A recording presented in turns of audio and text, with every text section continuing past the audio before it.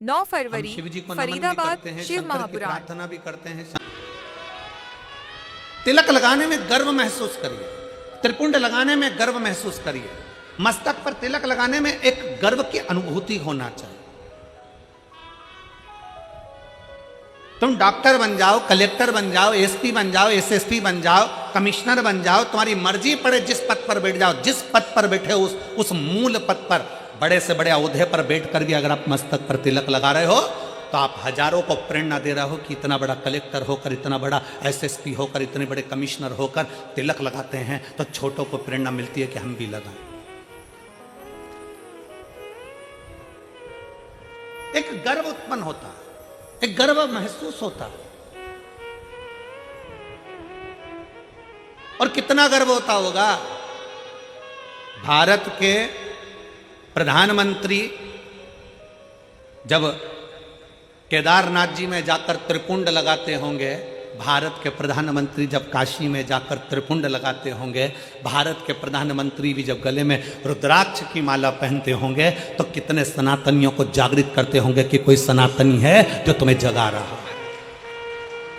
वो त्रिपुंड लगाकर मस्तक पर तुमसे ये नहीं कहेंगे कि तिलक लगाओ, वो गले में रुद्राक्ष की माला पहनकर तुमसे नहीं कहेंगे प्रधानमंत्री जी की गले में रुद्राक्ष की माला पहनो, पर वो मस्तक पर त्रिपुंड लगाकर गले में रुद्राक्ष की माला पहनकर लाखों करोड़ों को एक मार्गदर्शन करेंगे कि जब मेरे जैसा इतना ऊपर बैठने वाला भी किसी से डरता नहीं और मस्तक पर त्रिपुंड और तिलक लगा सकता है तो तुम किससे डरते हो? तुम भी अपनी जिंदगी सहजता से जियो।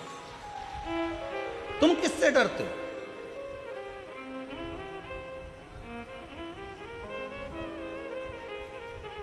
फरीदाबाद में बहुत सारी कंपनियां चलती हैं। हमको पाराशर जी कह रहे थे और उनके बेटे चिराग जी कह रहे थे, गुरुजी हमारे फरीदाबाद में बहुत सारी फैक्ट्रियां हैं, बहुत सारी फैक्ट्रियों में माल बनता है। जब चिराग मिलने के लिए हाथ उड़ाए थे तब कह रहे थे कि गुरुजी बहुत सारी फैक्ट्रियां फरीदाबाद में चलती, बहुत फैक्ट्री, जितनी फैक्ट्री में घूमना है घूम लो, सब फैक्ट्री में जो भी माल बनता है उसमें कंपनी का नाम लिखा रहता है। क्यों बेटा चिराग, सही है पाराशर जी? जितनी कंपनियों में माल बनता है उसमें कंपनी का ट्रेडमार्क लगा रहता है, ब्रांड लिखी होती है कि इस कंपनी का माल है। ये तिलक क्या है? इससे भगवान को भी मालूम पड़ जाता है कि कौन सी कंपनी का माल है। ये भी तो कंपनी का माल है, किस कंपनी को ये भी तो मालूम पड़ना चाहिए। मस्तक का तिलक हमें गौरव महसूस होना चाहिए, मस्तक का तिलक हमें एक आनंद की अनुभूति कराना चाहिए, आनंद की अनुभूति। शिव महापुराण की कथा कहती है, वो जीजी ने जब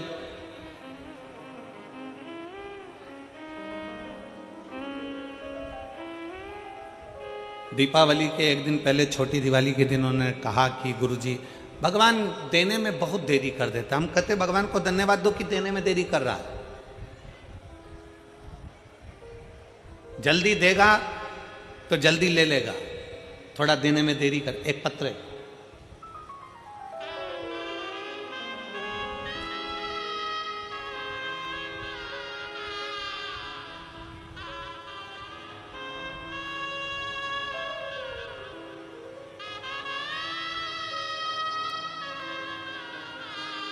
मैं कैलाश तहसील छेगुआ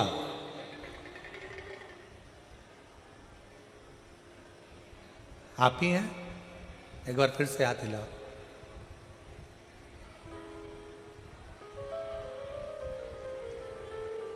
आ जाइए, एक बेलपत्र ले जाइए, आ जाइए, एक बार वापस हाथ हिलाओ।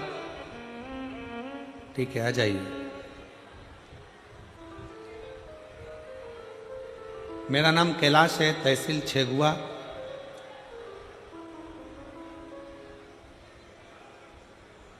जिला खंडवा का रहने वाला हूं।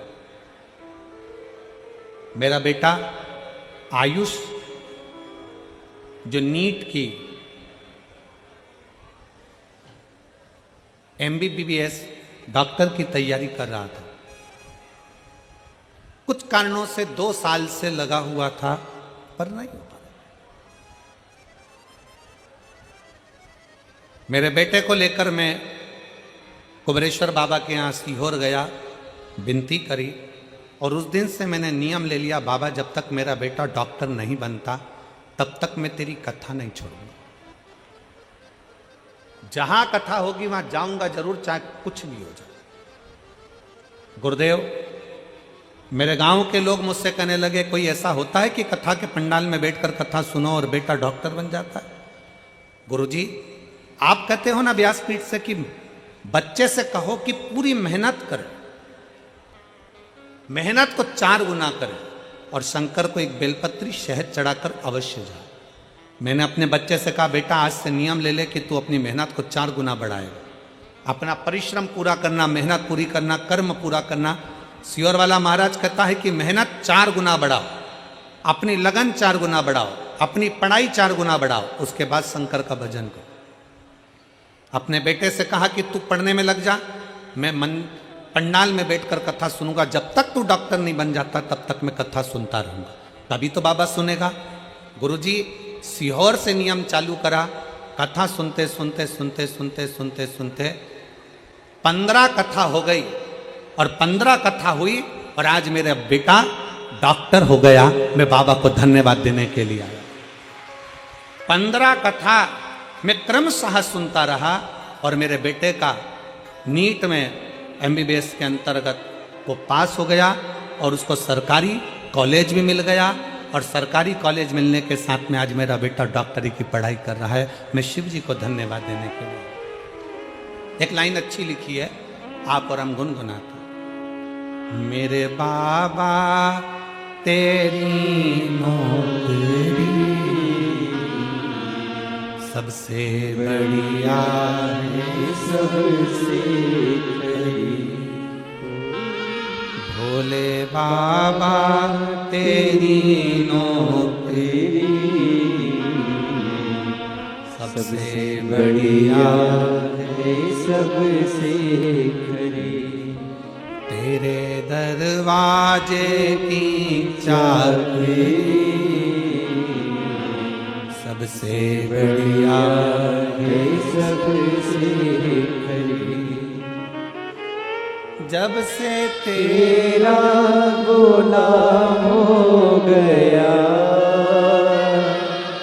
तब से मेरा भी नाम हो गया। जब से तेरा गुलाम हो गया, तब से मेरा भी नाम हो गया। एक बार जोरदार ताली बजाओ। कह रहे हैं आस छोड़ दी थी बच्चे ने, पर विश्वास पूरा रखा। आज मेरी 15 कथा हो गई, और मेरा बेटा का डॉक्टर में सिलेक्शन हो गया। मैं बाबा मिल गई मुझे को चोट तेरी, सबसे बढ़िया है, सबसे खरी। भोले बाबा तेरी नौकरी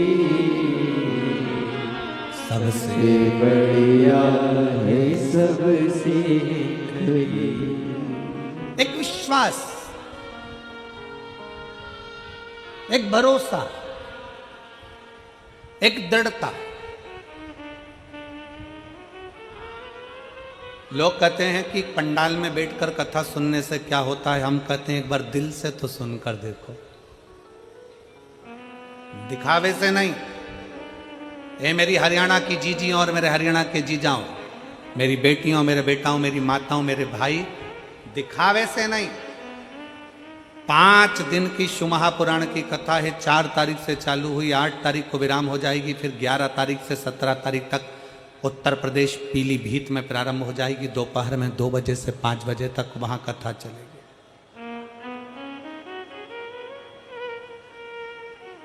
11 नवंबर से 17 नवंबर तक पीलीभीत में हो जाएगी, फिर 20 नवंबर से काशी में प्रारंभ हो जाएगी। एक बार अगर मौका मिले और महापुराण के पंडाल में बैठकर कथा श्रवण करने का मौका मिले तो उस बाबा से अपने मन की बात दिल से एक बात जरूर कहना कि बाबा तू सुनना जरूर। थोड़ी देरी हो सकती है, थोड़ा समय लग सकता, इंतजार करो, थोड़ा इंतजार, फल देगा, अच्छा देगा, फल देने में देरी नहीं करेगा, अच्छा देगा।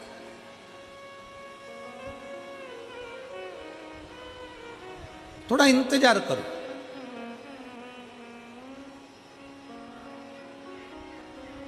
वो दीदी ने कहा कि